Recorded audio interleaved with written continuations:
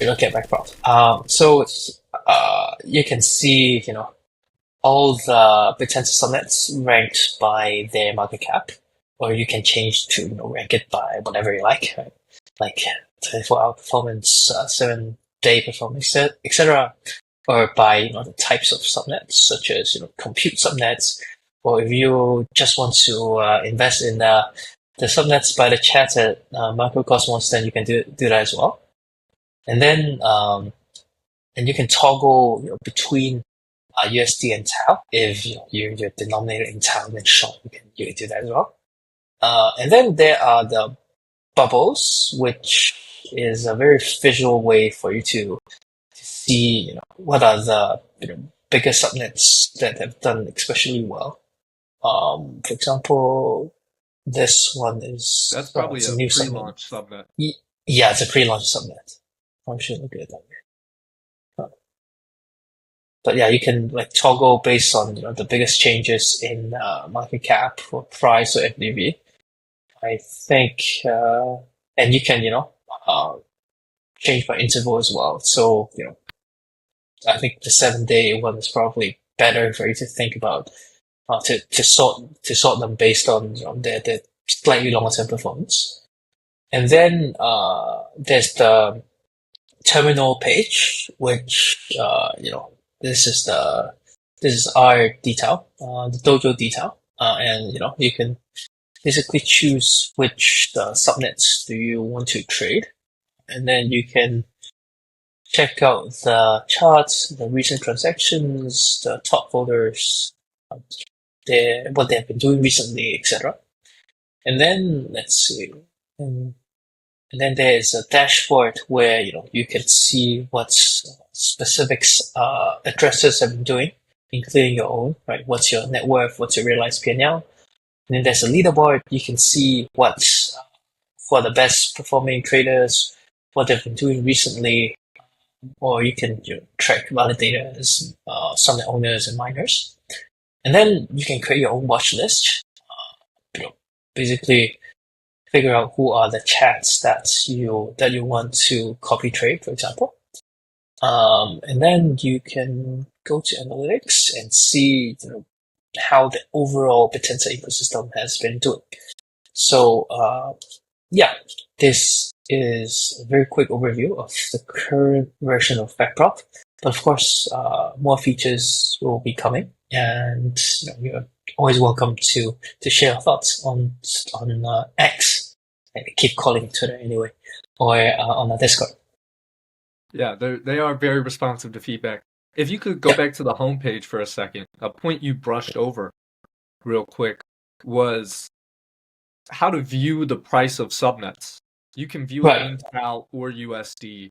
There is a lot of back and forth with that. What is your take on? Do you just price everything in TAO or do you price everything in USD? Because there's people that are on both sides of that fence. Right.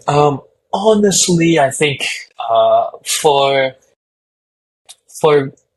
I think a lot of users, right, what they want is to grow the TAO stack. So I think tracking in TAO makes more sense. But for general crypto users that just want to understand the economy more, if they're not actively trading or they're still in the research mode, then I think the USD toggle makes more sense. So it does depend on what you're aiming for. And then something we said earlier, or I said earlier, was it was a pre-start subnet. And I believe you guys have those marked as inactive. So if you could just explain what those are, and it's typically the newer subnets, since we're at such a high number of subnets now. Yep. So basically, while I think previously launching a subnet has quite a bit higher requirements, right? Like, for example, you need to pay a pretty hefty registration fee. Nowadays, the barrier to launching subnets is way lower, and what happens is that sometimes I hope it will get less and less often as people are more educated, but people can just register subnets, and when the market cap is very low, just pump the price of the subnets using their own funds, and then very quickly they can pump the market cap to an extremely high number when the liquidity was essentially like one detail paired with one TAO, and then to get attention and hope that there'll be people aping into those subnets. So that's why we label them, to make sure that we can help protect the users, so make them a bit more informed.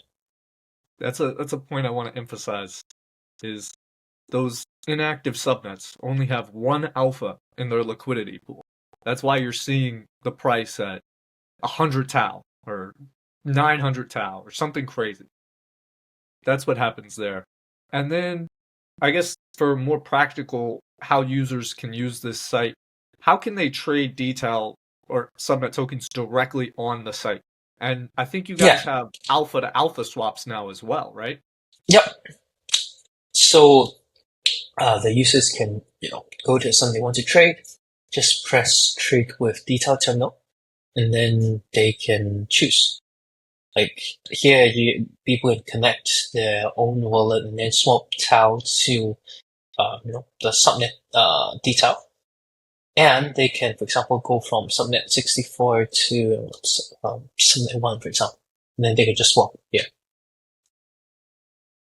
And this has built-in slippage protection, I assume, that will... Yeah, you can choose your own slippage tolerance here.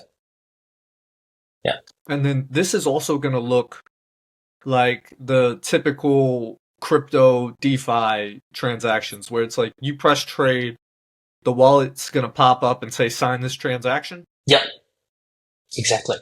And we don't charge any fees, so 0% fees for transactions here. And then I assume then if you don't charge any fees, everything's routed through your validator, correct? It's the users can choose, but by default it goes to our validator. But yeah, we hope to give people option. So when you, for example, swap from TAO to other subnets, like you can choose here, but by default it goes to a validator, and our validator is a very performant, and stable validator. So yeah, I think it's a very good option for users.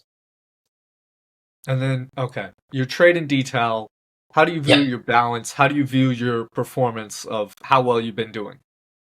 Yeah, so you can copy your wallet address and then just go to the dashboard. Well, actually, in the dashboard by default you see your own wallet. So I used a new Chrome profile for this to not talk to my wallet, so you can so you can see the net worth is 0 and P&L is 0. But if you connect to your wallet that has been trading detail, then you'll be able to see what are your positions, what are your previous transactions, and then maybe there are subnets you hope you bought earlier, there are subnets you hope you didn't sell, etc. But you can see everything here. And then a useful feature that Backprop has that I'm unaware of any other site has is the leaderboard feature, where you can track the top wallets and it shows who's made the most profits. Yeah. So, yeah. Yeah, it's good for copy trading. Yeah. And then you have the distinction there of if they're a trader, if they're a miner, if they're a validator as well, right? Yep, and you can see if you want to track people's unrealized or realized P&L as well. So up to you to choose what do you care more about. Or you can look at how people trade specific subnets. Okay. Well, I think this has been pretty comprehensive, of almost a tutorial of sorts for onboarding people towards Backprop. So thank you for that, CK. And I'm sure people will find that very valuable.